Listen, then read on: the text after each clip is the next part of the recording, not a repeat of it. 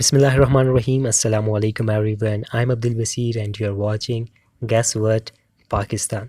So let's begin our today's topic. Our today's topic is about too much versus too many.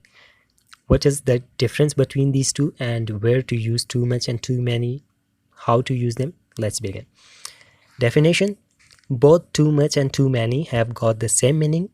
They mean more than enough, more than the limits, और more than it is wanted और needed. जितना हमें ज़रूरत था उससे ज़्यादा या बहुत ज़्यादा और हद से ज़्यादा वगैरह.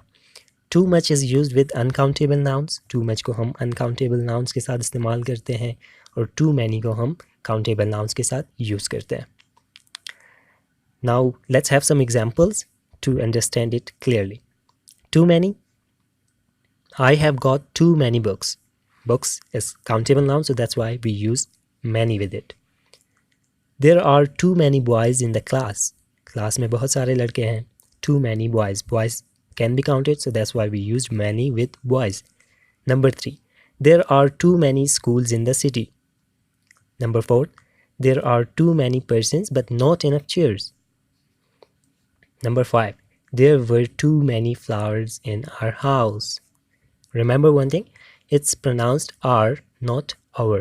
Okay, R. Too much. Number 1. There is too much milk in the bucket. There is too much milk in the bucket. Milk is uncountable noun. It cannot be counted, so that's why we used much with it. Number 2. There was too much pollution. Pollution cannot be counted. Number 3. There is too much corruption in the country. Number 4. This room is too much cold. Now, coldness cannot be counted, so that's why much is used. बहुत ज़्यादा सर्दी है या फिर कमरा बहुत ज़्यादा सर्द है.